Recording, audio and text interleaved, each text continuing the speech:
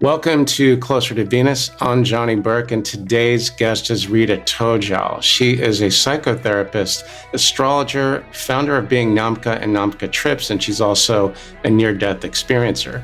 She uses a blend of psychology, spirituality, and somatic practices to help us discover our authentic selves. In this episode, we'll discuss her multiple near-death experiences as well as what we can learn from them. Rita, welcome to the program. Hi there. Thanks for having me. One of the things that we do on the show is we try to connect the dots between the different experiences and, in the case of a practitioner, different modalities, and you have several of them. So your path that you're on now, did that begin with your near-death experiences, or did it begin before that? It began before that, way before that. Really? Okay, so what was the beginning? It's interesting that I am not even aware that there was a beginning. It was like there. When I was a kid, it was already present. So for me, it was more of adjusting to my context because I could see that it wasn't everyone's path, or not everyone was aware of the things I was aware of. And I tried to fit into the place where I was. And then when it really came back to me that I was really on a path, even if no one else around me was, when I was 14, 15, and I started looking for a spiritual guide. I wouldn't have used these words, but I was looking for something. I was looking for answers. I felt connected with things that no one else was talking about. And soon after that is when I started studying Tibetan Buddhism. Okay, so you had an awareness very early on, it seems like. And you've had apparently many events or experiences with the non-physical world. What are some of your earliest memories? So this is quite an interesting question for me because the first memories I have are actually of being much more aware of the so-called non-physical world than of the physical world. I vaguely remember starting to differentiate those two, as in the non-physical, the boundary, and the physical, when I was in primary school, because I was kind of forced to, because it took me a while to understand that not everyone was in the so-called non-physical. So some of these experiences would be knowing what people were thinking, knowing things that were going to happen before they happen, knowing where things were. Like if someone would lose something and would mention it to me, I could see where the thing was, knowing where animals were. Just kind of knowing things that I couldn't physically know.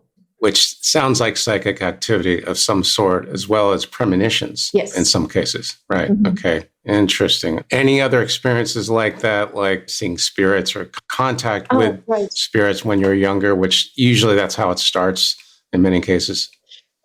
Right. So I wasn't calling them spirits, but I had a ton of so-called imaginary friends, but they weren't really, the way I see it now, they weren't imaginary friends. I was just seeing like entire communities of beings that were with me, well, most of the time, at least. Most of the time? Most of the time, I would say. Yes, until I was at least around 9, 10, when I switched schools. I think they were really most of the time with me.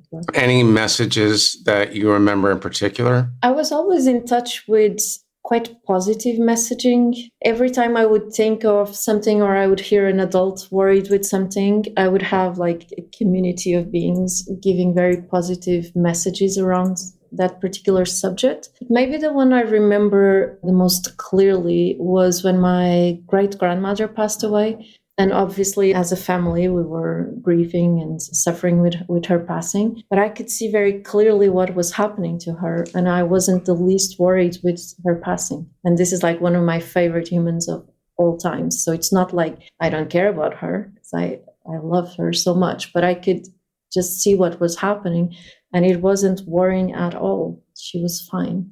Did you experience seeing her making a transition to the next life or the next world, or what was that like? I wasn't present in the room where she died, so I wasn't like seeing the physical side of it. But I think I saw it through the lens of the kid that I was. I was like 8 or 9. I think I would have different words for it if it was a later experience.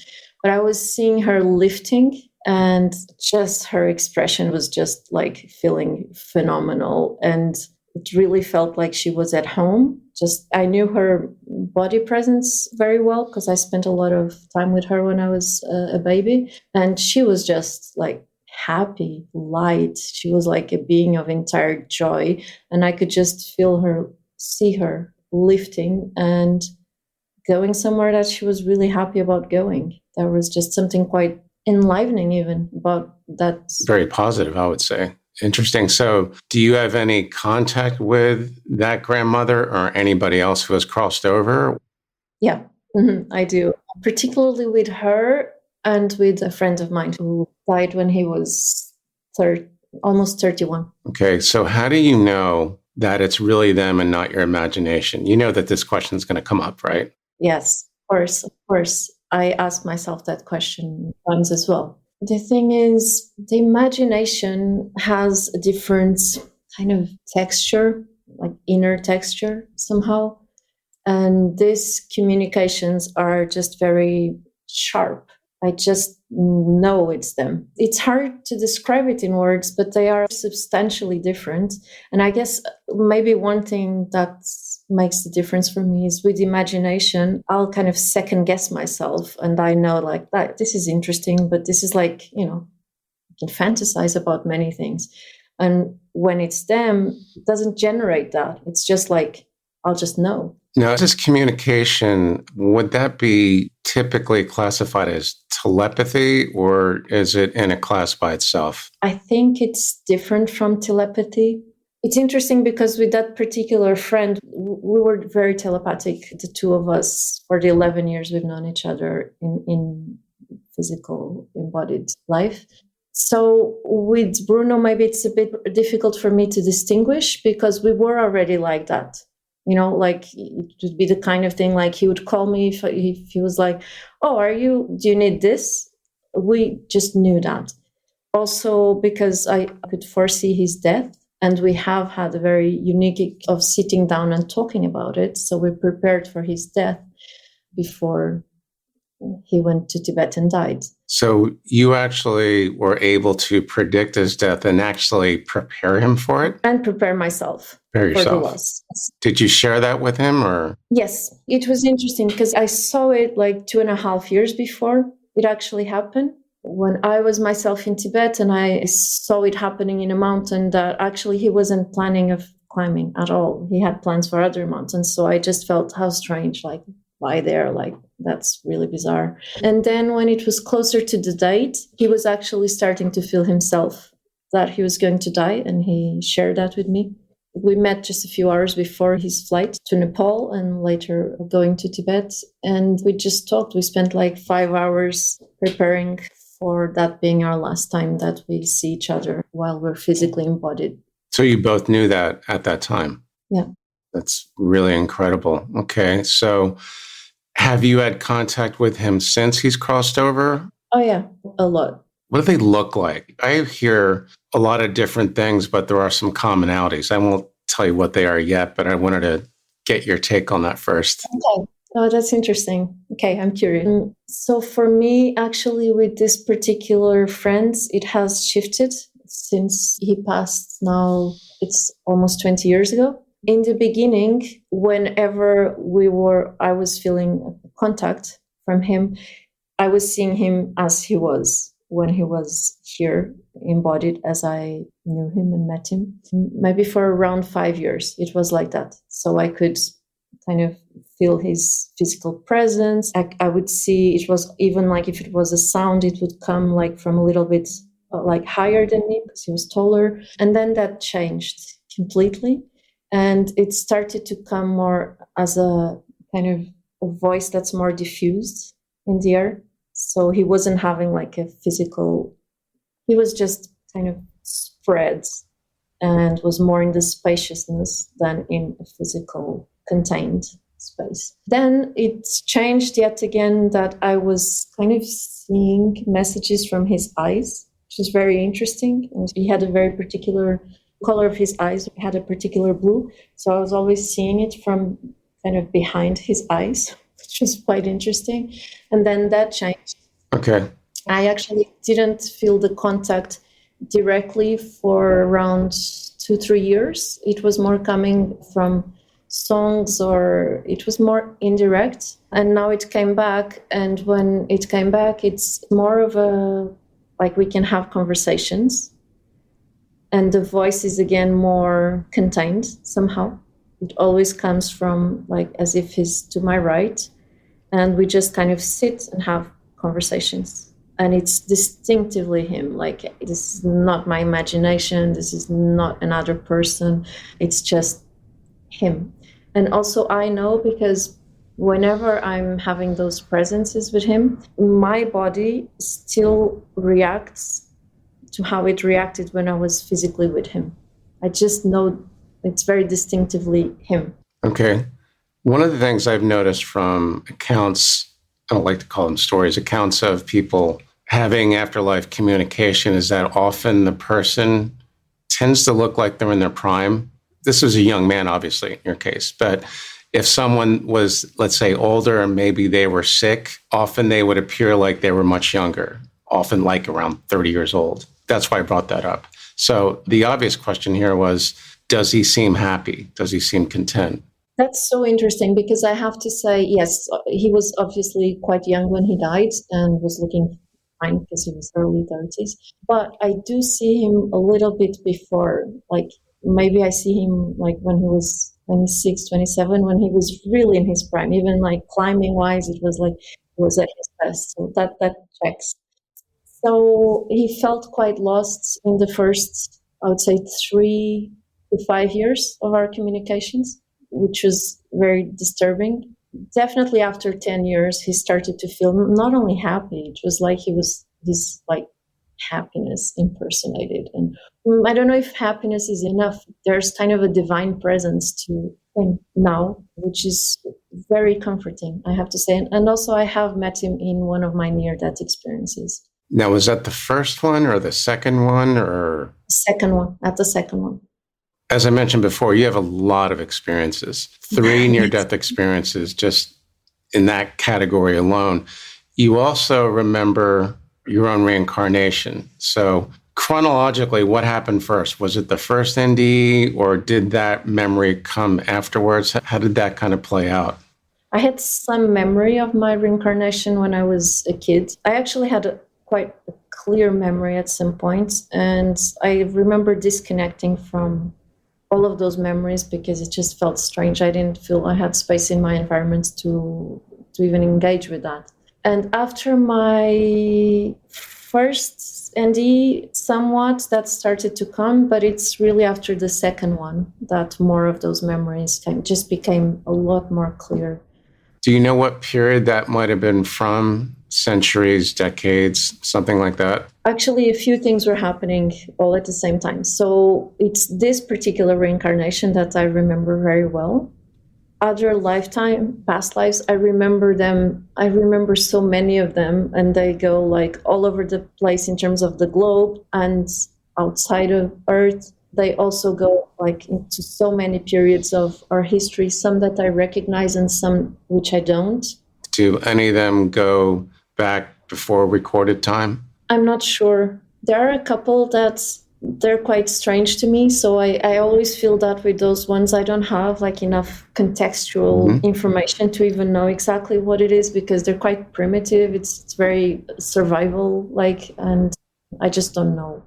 So some of these memories came before you started having near-death experiences? Right. They did, because like I said, I already had some of that as a kid. But then when they became really accessible, like tangible, if I was good at drawing, I could draw them because they're so visible. I can definitely describe them in detail. And when that happened, when they started being so like crystal clear to me, was definitely after the second near-death experience. So which one really stands out as far as memory and vivid detail? Was it the second one?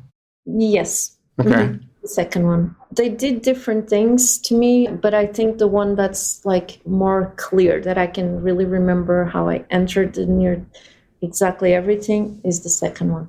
What are like some of the highlights, the things that would make it easy for you to differentiate between a dream or imagination or like a real NDE? I'm fascinated actually by the difference of dreams and all of these other experiences, because dream is really such an accessible way of going somewhere else. So the way I feel it's easy to make a difference with an NDE is that, let me just share how this one was for me. So I was having a car accident where I was in a van and we lost the roof of the van, and we were hit by a big truck from behind, and our van was just spinning around in a highway where I was just kept alive because I was like suspended with the seatbelt. But while all of that was happening, I had no consciousness of what was happening because I was brain dead. So I've only kind of gathered what was really physically happening way after it happened. So in the middle of that car accident, somehow I was like propelled to this place that felt to me like just the gate into death, that I had some kind of space where I was like deciding, do I go ahead or do I stay here for a while? Do I go back? Do I not? How it felt substantially different from any other experience to me is that I was really not in my body. There was no body. The body was just really not there. And not only was there like no physical body, but there was no gravity. There wasn't anything like light or dark. It was just kind of nothingness, which was incredibly joyful. Not that it felt particularly joyful at the time, it just felt like nothingness at the time. It's only after that I can look and say, oh, that was quite joyful, not during the experience. And then after feeling that complete spaciousness, I encountered my great-grandmother and that friend who passed away, Bruno. This is the second one, right? Yes, this is the second, yes. And they were there, and then a little bit like behind my friend Bruno, there was a light, a big, big light, which I later have a feeling was a tunnel. But what I could see was like a big, bright, inviting light that was just glowing behind him. And I felt quite attracted to that light. And I was just in awe of finding these two creatures and that they were like together, because they never met when they were both alive. And I felt an immense amount of love. It's like everything was just love, and it felt so good to be there. I then got aware, oh, I'm dying, because until then I hadn't been aware. I think this was quite quick. And when I felt that, I started engaging in some conversation with both of them. Then very quickly, my friend Bruno actually just pulled me back. He just kind of put his hand on my back and he just sent me back. And then suddenly I just felt myself coming back into this body, which was very much, I was trying to put on a wetsuit for a kid or something. It just felt like so incredibly restrictive and so small, like I could not fit. It felt so uncomfortable. It was hard to breathe. It was, everything just felt like, oh, I can't believe I'm back here. And it was quite... Your responses are very consistent with what other people have reported in those type of experiences. Very cool experience, though. Yes. From our point of view, it probably had to be terrifying in your shoes, but you had mentioned something about being brain dead. What made you say that? I just heard from the emergency, like I was taken to the emergency room at the nearest hospital, and I have no idea how long I was there for, because I was still not fully aware that I had been in a car accident. Everything happened at 1:11 a.m., so middle of the night. The first time I met a doctor, he told me I had been brain dead. He was, I think, trying to explain to me what had happened. But I also have to say, I say it because I can feel that that's what happened. Did you flatline, or because there's a difference between the death of the brain and actually flatlining, which means clinically you were dead. Was that the case or not really? Not at the hospital. I know that didn't happen in the hospital. Whether that happened or not in the accident itself, I don't know. Okay. Not an easy question. I know that. When you were brain dead, according to the surgeon, were you able to remember things that happened in the operating room or not? No, my experience was all somewhere else, not there. So it sounds like the second near-death experience is the most pronounced. What are some of the important points about the first and the third? Because you had another one after that. And it's almost an effort. So on the first one, I would say that one of the things that is very marked for me is that actually 1 month before it happened, I had an encounter with a black jaguar, a black panther. This was in Brazil, and in Portuguese, they're called onça negra, so like a black jaguar. They're really, really rare. And beautiful too, right? They're really beautiful creatures. Very beautiful. I was next to a Brazilian guy that had been living there for 40 years. He had never seen them. And I'm just there for like a morning, and my eyes cross this animal's eyes. And there was just something in that encounter that completely changed me. So I was feeling like this presence of a world that I didn't know what it was. And I had been living in the Amazonian jungle for a while. So there was something that was becoming it's like a gate was opening to me. And then 2 weeks after this first near-death experience, I was living in an indigenous community. At that time, I was in Ecuador, but still in Amazonia. And I had a really good relationship with the shaman. And I had an ayahuasca ceremony. And this is why before it became a trendy thing to do or anything, I actually had no idea what I was going to do. I only did it because I had such a good relationship with the shaman. And that completely opened like all sorts of portals, and it just gave me access to a vastness that I could feel like I was everything. And my first near-death experience happened 2 weeks after that. So I think it was very much informed by that openness. By that ceremony. And by the panther was like also something out of this world to meet that animal. Like it did something to me that was quite profound. It happened, I was already, I think 22, 23, and I was on my own in this jungle. I had been traveling and living in South America for a year. So I was very comfortable in the jungle.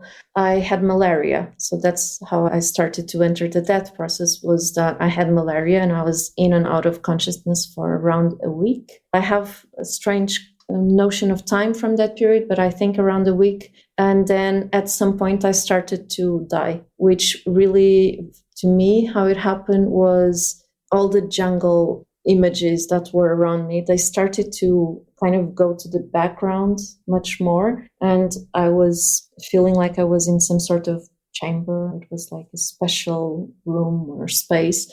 There was fire, which couldn't be there because it was so hot in the Amazonian jungle that it didn't fit that we had such a fire there. But there was a fire kind of warming up this place where I was. And then I started seeing images that would come from the right, and they would show in front of me as this very clear, very beautiful black and white photos of people I loved. So everyone in my family was like showing up in front of me, and I had kind of a moment to say goodbye, to thank them, to have some sort of special moment with each of them. And then as I did that, they would kind of disappear in a fire, and the next photo would come. And I was just saying goodbye to everyone and was very, very accepted of the death process. I was aware I'm dying, and I was just really letting go. When I did that, and it was actually quite peaceful, and there was a lightness to the whole process that was, I think it could only happen like that because I was in the jungle where, death is so natural and cycles are just everywhere. But then when I was really letting go, I felt a friend of mine from the indigenous community touching my arm. And when he did that, I was again kind of there. It was a much lighter experience, but I felt again pulled not so much into my body, but into life. I was like pulled back into life. And that point of contact that he did with my arm just made me know, oh, I'm alive. And then I just started having consciousness again. It took me a while to figure out what had happened. I was very confused afterwards. I could not make sense of that whole thing. I had to leave, go to a town, eventually after a month or so, come back to Portugal because I was very confused with life at that time. Question about that ceremony, when the pictures of your family members would come up and you would say goodbye to them, is there any chance that there is some kind of contact with them that they remember, or was that not part of that experience?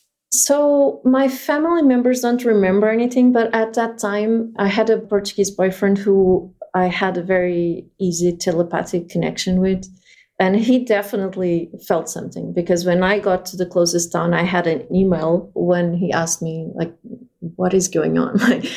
Okay, interesting. So they were affected by it then? Yes, in a dream. He felt it in a dream. In a dream. Now, with these experiences, with the NDEs in particular, there's usually reports of heightened abilities, psychic, mediumistic things, and so forth. Did you experience anything like that, or were your abilities about the same as they were before the experiences? I would say that I got much more comfortable with them. I do honestly believe that those were present when I was a kid as well. It's just they were very uncomfortable then. And when I got in touch with so many things that I then had to make sense of, it just became very clear to me that actually all those other things are completely natural. And it became much easier to embody them and own them and not be afraid of them as well. Something that I think could have been at least enhanced was something about healing. Like there's something that I find that it's easier for me to do now, that I can somehow take myself to that space that I've experienced in the near-death experiences and actually with some contact with a few animals, that if I'm really grounded in that space or essence or like resonance, that can have a healing effect on others. Okay, so some sensibilities that you know of were heightened a little bit then. Mm-hmm. Reason I bring that up, I interviewed a gentleman a while back, Robert Bear, who was part of Spiritual Awakening International. He was also with IANS a while back.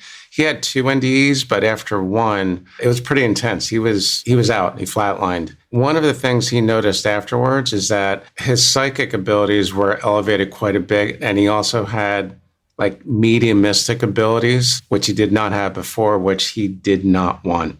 And I've noticed that with other people where certain things, if you can imagine like volume sliders on a mixer, it's like someone kind of pushed them up, you know, so that's, again, pretty consistent.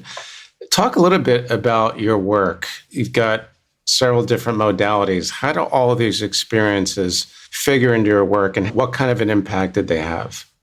Well, they had a huge impact. I always knew I was in the right profession. Like psychologist was something that I always knew I was already one before I studied it. So it was fine in terms of the area, like the field where I was the right one. But I had to change it a lot to take in all the information I had just been offered a door into.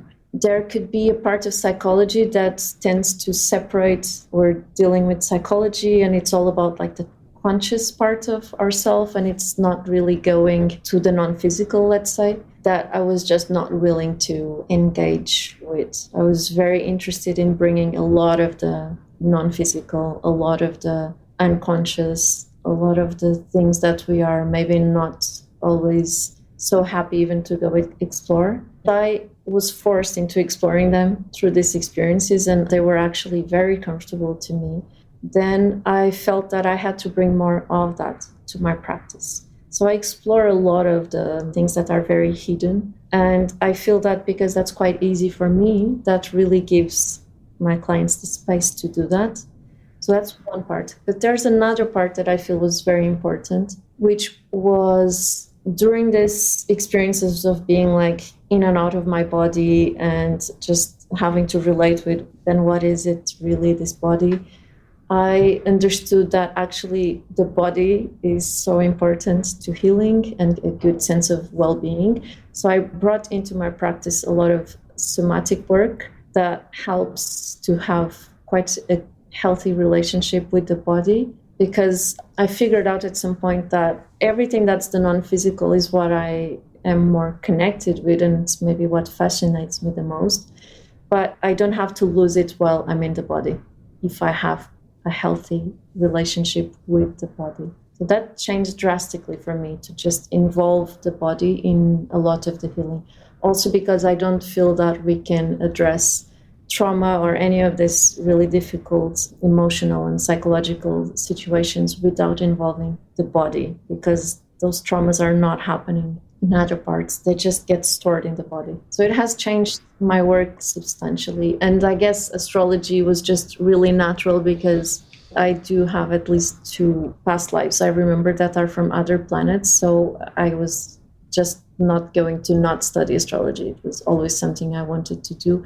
And I picked this particular parents and life knowing that astrology would be on my path. So past lives on other planets, that might actually be a part 2. That's probably a subject in itself. Very interesting. So it's safe to say that the hidden or the unseen world has had a pretty dramatic effect on you and your work, and it's informed it in obviously a very good way that's beneficial for your clients. That's what it sounds like. Okay. Now, on a practical level, if you could separate yourself from the work, what can we learn from your experiences with the NDEs and the past lives, which I think we'll talk about at a different time? Right. Well, one thing that I think is really valuable to keep in our awareness is that the non-physical is never not here. It's this physical presence that we have that's temporary. And from that also comes the really important message that some things that may have felt or may feel quite important to us are sometimes really not that big of a deal. And separating and choosing where we really put the emphasis and what are the things that we use our time for is really crucial, because we're really, in my experience, we're completely limitless. But this particular life in which we are embodied in this particular way, with this body we have now, with this identity we have now, is limited in time and can actually very clearly end at any moment. So choosing where we put our energy, what we allocate our time to, who we talk and connect with or not, is of extreme importance. In the end, it's not going to be the things we have or not have, or if we did this or that to our hair. It's not those things that are going to matter, but definitely the elements of connection, the choices, how we affect it or chose not to engage with things and with people are going to be things that they're important. I've had a few life reviews with my NDEs and they become really important. So prioritizing where to put our energy in this one lifetime. And maybe another thing I would say is how important it is to love. I know it sounds like such a cliche and so simplistic. It's not. I've heard that dozens of times, quite a few, put it that way. Right. Mm-hmm. So that would be like one of the most important things I would say I have learned. And from what I remember from past episodes, one of the questions that tends to come up in the life review in a telepathic fashion is, how do you think you did? And also, how did you love? And it's not that person is being judged. It's more like they're judging themselves. Yes, absolutely. Absolutely. Yes. Rita, thanks so much for joining us today. Excellent, excellent information. In the meantime, how can our listeners find you online?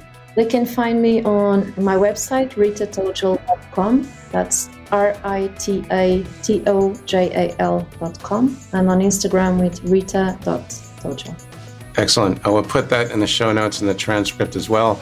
You've been listening to Closer to Venus. I'm Johnny Burke. If you enjoyed today's episode, please consider subscribing on iTunes. In the meantime, you can also find more info on closertovenus.com. Thanks for tuning in. We'll see you next time.